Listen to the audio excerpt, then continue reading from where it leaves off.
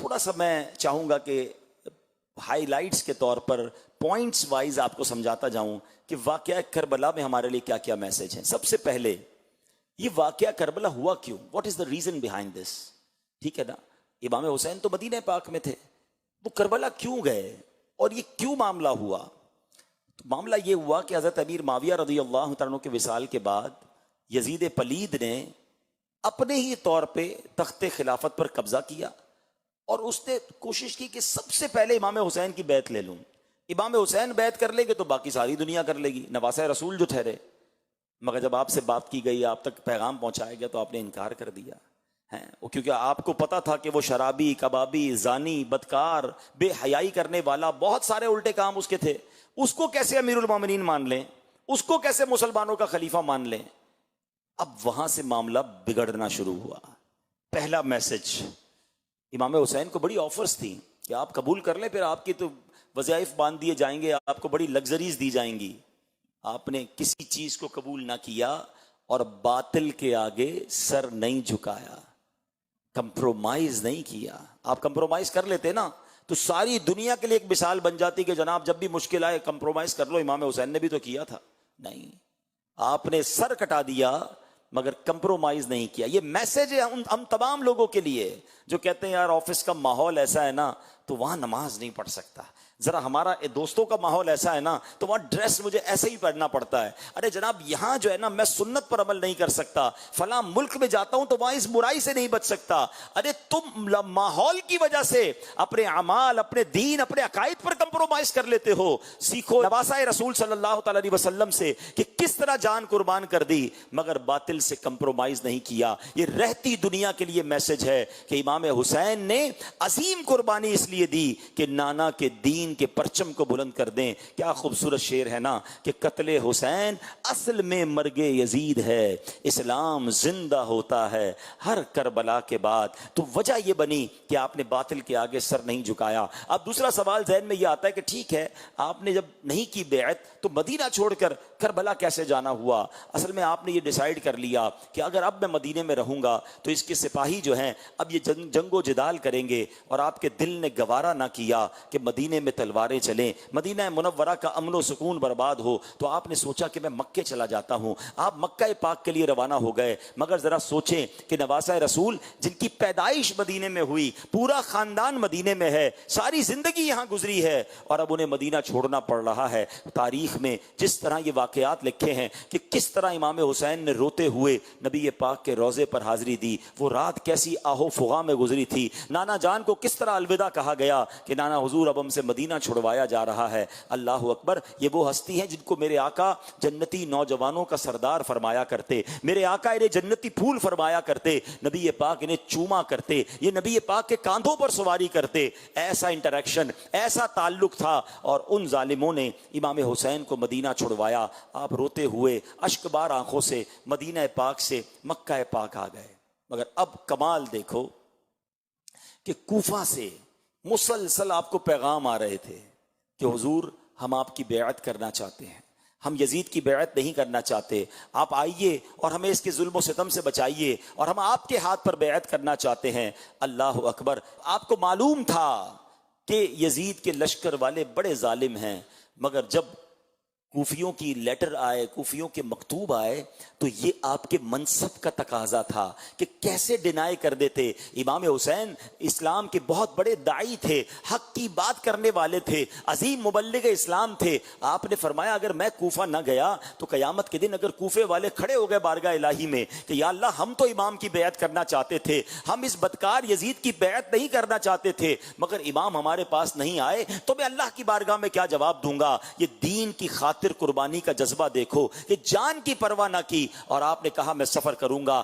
بڑے بڑے صحابہ کرام نے آپ کو روکا، منع کیا، یہ آپ کو دھوکہ دیں گے، انہوں نے پہلے بھی لوگوں کو دھوکہ دیا ہے، مگر آپ نے کہا نہیں، ان کے میرے پاس لیٹر آئے ہوئے ہیں، میرا منصب اس بات کی اجازت نہیں دیتا کہ میں مسلمان پریشان ہوں، مجھے پکار رہے ہوں اور میں ان کی مدد کو نہ جاؤں اور میں دین کی بات کرنے نہ جاؤں. اللہ اکبر. یہ امام حسین کا ڈیسیشن لینا، یہ آپ کا ٹریول اختیار کرنا. حالانکہ ایک اور بات ذہن میں میں رہے کہ امام حسین وہ شخصیت ہیں جن کی پیدائش کے وقت سے شہادت کی خبر مشہور تھی. نبی پاک نے پہلے ہی صحابہ کو بتا دیا تھا کہ حسین کو شہید کیا جائے گا. بلکہ مولا علی شیر خدا کرم اللہ تعالی وجہ الکریم کو تو یہ بھی معلوم تھا کہ کربلا کے میدان میں شہید ہوں گے. کربلا کی بٹی آپ کو دکھائی گئی, نبی پاک علیہ الصلوۃ والسلام کی بارگاہ میں فرشتے لے کر آئے, تو یہ سب کو معلوم تھا.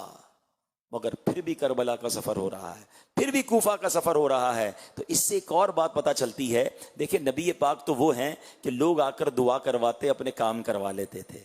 صحابہ کہتے بارش چاہیے, آقا ہاتھ اٹھاتے بارش برستی. صحابہ کہتے بارش رکوائیے, آقا ہاتھ اٹھاتے بارش رک جاتی. جو نبی چاند کو اشارہ کر کے 2 ٹکڑے کر دے, وہ نبی کے اپنے نواسے سے یہ آفت ٹل جائے اس کی دعا نہیں کر سکتے تھے. بی بی فاطمہ کہتی بابا جان آپ کو اتنا پیار ہے حسین سے, آپ دعا کیجئے کہ اس کو شہید نہ کیا جائے, اس پر ظلم نہ کیا جائے, یہ آفت ٹل جائے. مولا علی کہتے نبی پاک علیہ الصلوۃ والسلام سے یہ سارا خاندان وہ ہے جو سارے جہان کے لیے دعائیں کرنے والا, مگر اپنے بیٹے کے لیے دعا نہ کی. اس کے پیچھے علماء نے لکھا کہ یہ سب پریپیئر تھے اس امتحان کے لیے, سب اپنے بچے کو گویا خونے جگر پلا رہے تھے. امام حسین کی تربیت ہو رہی تھی کہ آگے جا کے تم نے دین پر قربان ہونا ہے. پتہ تھا پھر بھی صبر تھا. ہمارا حال کیا ہے؟ اللہ اکبر. یہ بہت کمال کا میسج ہے اگر ہم سمجھیں کہ انہیں معلوم تھا کہ اتنی بڑی آزمائش ہونے والی ہے, پھر بھی شکوہ نہیں ہے, پھر بھی جناب اللہ کی بارگاہ میں کوئی کمپلین نہیں ہے. زباں پر شکوہ رنج و علم لایا نہیں کرتے, نبی کے نام لیوا غم سے گھبرایا نہیں کرتے. بہت سارے اس میں تو پیغام ملتے ہیں نا. لوگ آج کل عجیب عجیب باتیں کرتے ہیں کہ یار میں تو نماز بھی پڑھتا ہوں, روزے بھی رکھتا ہوں, صدقہ بھی دیتا ہوں, میرے مسئلے ہی حل نہیں ہوتے, میری پریشانی دور نہیں ہوتی, پتہ نہیں میرا کیا قصور ہے. ارے اللہ کے بندو, اول تو یہ کہنا نہیں چاہیے میرا کیا قصور ہے, ہم تو ہیں ہی قصوروار. لیکن اگر کسی نیک شخصیت پر واقعی آزمائش آ رہی ہے تو مجھے بتاؤ نا, کربلا والوں سے زیادہ نیک کون تھا؟ انہیں بھی تو امتحان آیا نا, اور وہ امتحان میں کامیاب ہوئے. اور آج ہم چھوٹی سی آزمائش پر شکوے, شکایات, کمپلین نہ کریں. ایسا امیر اہل سنت بڑا پیارا میسج دیتے ہیں, فرماتے ہیں پیارے مبلغ معمولی سی مشکل پہ تو گھبراتا ہے. پیارے مبلغ معمولی سی مشکل پہ تو گھبراتا ہے. دیکھ حسین نے دین کی خاطر سارا گھر قربان کیا. امام حسین نے تو پورا گھر قربان کر دیا نا. اچھا پھر کیا ہوا؟ آپ مدینے سے مکے آ گئے اور آپ نے مزید کنفرمیشن کے لیے حضرت مسلم بن عقیل کو بھیجا. وہ وہاں گئے تو کوفے والوں نے ہزاروں کی تعداد میں آپ کی بیعت کر لی, اور انہوں نے لیٹر لکھ دیا کہ حضور یہاں تو معاملات بہت اچھے ہیں, ہزاروں لوگ میرے ہاتھ پر بیعت کر چکے ہیں, آپ آئیے, وہ آپ کا انتظار کر رہے ہیں. اب 3 ذوالحجہ کو امام عالی مقام, امام عرش مقام مکے سے کوفہ کے لیے روانہ ہوتے ہیں. ذرا سوچیے یہ کون سے دن ہوتے ہیں؟ 3 ذوالحجہ اور 9 ذوالحجہ میں کتنا فرق ہے؟ 5-6 دن کا فرق ہے. حج کے لیے ساری دنیا سے لوگ مکے آ رہے ہیں, مگر امام حسین کوفہ جا رہے ہیں کہ دین پھیلانا ہے. قربانی دی, پہلے مدینہ چھوڑا, پھر مکہ چھوڑا, اور اب آپ جب جانے لگے تو وہاں حضرت مسلم بن عقیل کو شہید کر دیا گیا. امام حسین کو راستے میں یہ پتا چل گیا تھا کہ حضرت مسلم بن عقیل شہید ہو گئے ہیں. آپ نے اور آپ کے رفقا نے مشورہ کیا کہ اب نہیں جانا چاہیے, حالات عجیب و غریب ہیں. مگر حضرت مسلم بن عقیل کے خاندان والوں نے کہا کہ ہم تو جائیں گے, ہم یا تو بدلہ لیں گے یا خود بھی شہید ہو جائیں گے. تو امام حسین سبحان اللہ کہتے ہیں نا, ساتھیوں کے ساتھی, آپ نے فرمایا جب تم نے جانے کا سوچا ہے تو میرا بھی واپس مڑنا درست نہیں ہے. جب ساتھ ہی سفر اختیار کیا ہے تو اب ساتھ ہی سفر کریں گے. اپنے قافلے والوں کی دل جوئی, ان کی حوصلہ افزائی کے لیے آپ نے بھی سفر اختیار کیا. اللہ اکبر. اب جب آپ کربلا کے قریب پہنچتے ہیں تو حضرت حر جو اس وقت یزیدی فوج میں تھے, انہوں نے انٹرسیپٹ کیا, آپ کو روکا, اور اس کے بعد ابن زیاد اور اس کے کارندے جب آ گئے, ابن سعد آ گئے. ابن سعد اور ان تمام لوگوں نے جب گھیرا ڈال دیا تو اب جب جنگ شروع ہونے والی تھی تو کمال یہ ہوا کہ گاؤں کے لوگ آئے, آس پاس کے ولیج کے لوگ آئے. کہتے ہیں جب تک ہم زندہ ہیں ہم اہل بیت اطہار کے کسی بندے کو شہید ہوتا ہوا نہیں دیکھ سکتے, پہلے ہم قربانی دیں گے. سارے گاؤں کے لوگ یزیدی فوج سے لڑتے لڑتے شہید ہو گئے. ایک بنی کلب کا ایک دولہا تھا, اس کی 17 دن کی شادی تھی. اس کی ماں آتی ہے روتے روتے کہ بیٹا میری زندگی کی تمنا ہے, قریب ہی نواسہ رسول موجود ہیں, اپنے لشکر کے ساتھ موجود ہیں, سامنے 22,000 کا لشکر ہے, اے میرے بیٹا کیا ایسا نہیں ہو سکتا کہ تم بھی اپنی جوانی امام حسین کے قدموں پہ قربان کر دو. وہ نوجوان لڑتے لڑتے شہید ہوتا ہے, جب اس کا سر دلہن کی گود میں ڈالا جاتا ہے تو وہ بھی روتے روتے دنیا سے چلی جاتی ہے.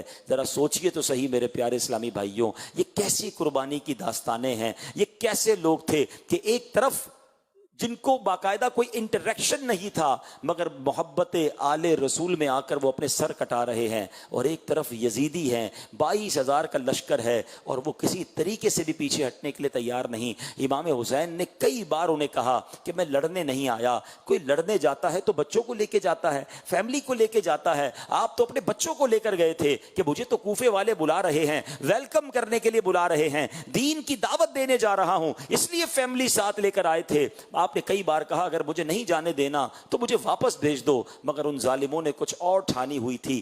3 دن بھوکا پیاسا رکھا گیا, پانی بند کر دیا گیا, کھانا بند کر دیا گیا. جب 1-2 دن کوئی بھوکا رہتا ہے نڈھال ہو جاتا ہے. ان ظالموں نے 3 دن بھوکا پیاسا رکھنے کے بعد اب جب مقابلہ شروع ہوتا ہے, اللہ اکبر, میرے امام نے اس وقت بھی اتمام حجت کے لیے کربلا کے میدان میں ایک عظیم خطبہ دیا کہ دیکھ لو, پہچانو میں کون ہوں, میں نبی پاک کا نواسہ ہوں, میں فاطمہ بطول کا بیٹا ہوں, میں مولا علی کا شہزادہ ہوں. تمہیں یاد ہے میرے آقا نے میرے بارے میں کیا کیا فرمایا ہے, میں جنتی نوجوانوں کا سردار ہوں. ذرا سوچو, مجھ پر ظلم کرو گے قیامت کے دن کیا منہ دکھاؤ گے, کیسے تم میرے قتل سے بری ہو سکو گے. آپ نے ایک بار پھر انہیں سمجھانے کی کوشش کی مگر وہ ظالم نہ سمجھے. مگر جس کے نصیب میں تھا, حضرت حر کا واقعہ ایک شاندار ہمارے لیے میسج ہے. آپ کانپنے لگے, لرزنے لگے. آپ کا بھائی آپ کو کہتا ہے اے حر, میں نے تمہیں بڑے بڑے مقابلوں میں دیکھا ہے, تم تو بڑے بہادر ہو, تم تو بڑے جری ہو, یہ تمہیں کیا ہو گیا ہے, اتنی چھوٹی سی لشکر ہے, اتنا چھوٹا سا میدان ہے اور تم کانپ رہے ہو.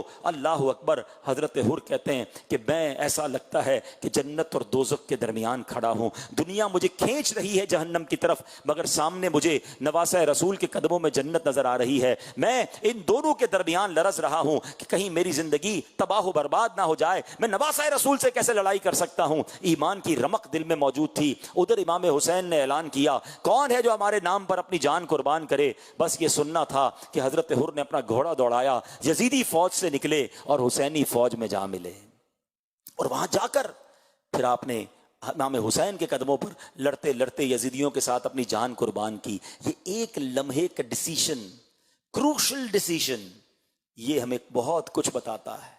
آج ہم حضرت حر کا نام لیتے ہیں تو ساتھ رضی اللہ تعالی عنہ کہتے ہیں, ہم یزیدی نہیں کہتے, حالانکہ ان کے لشکر میں تھے, امام حسین کو انٹرسپٹ کرنے والے تھے.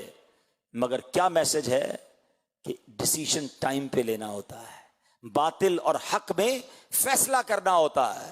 شعر کتنا پیارا ہے نا, یہ نعرہ حر کا تھا جس وقت فوج شام سے نکلا کہ دیکھو یوں نکلتے ہیں جہنم سے خدا والے. نکل آئے نا. اب غور کرے میرے وہ اسلامی بھائی جو میرا بیان سنیں گے, ہم بھی زندگی میں سوچتے رہ جاتے ہیں یار کر تو غلط رہا ہوں, کما تو ٹھیک نہیں رہا, یار یہ عادت اچھی نہیں ہے, یہ جو میں باتیں کرتا ہوں نا یہ درست نہیں ہے, جو میں دیکھتا ہوں نا یہ ٹھیک نہیں ہے, ہاں میرا یہ کام غلط ہے, نکلنا چاہیے, چھوڑنا چاہیے. ادھر سے شیطان مشورہ دیتا ہے نہیں یار یہ چھوڑے گا تو پھر یہ نقصان ہو جائے گا, یہ معاملہ ہو جائے گا. بندہ بس سوچتا رہ جاتا ہے. خوش نصیب وہ ہوتا ہے جو فیصلہ کرتا ہے, باطل چھوڑتا ہے اور حق کی طرف آ جاتا ہے.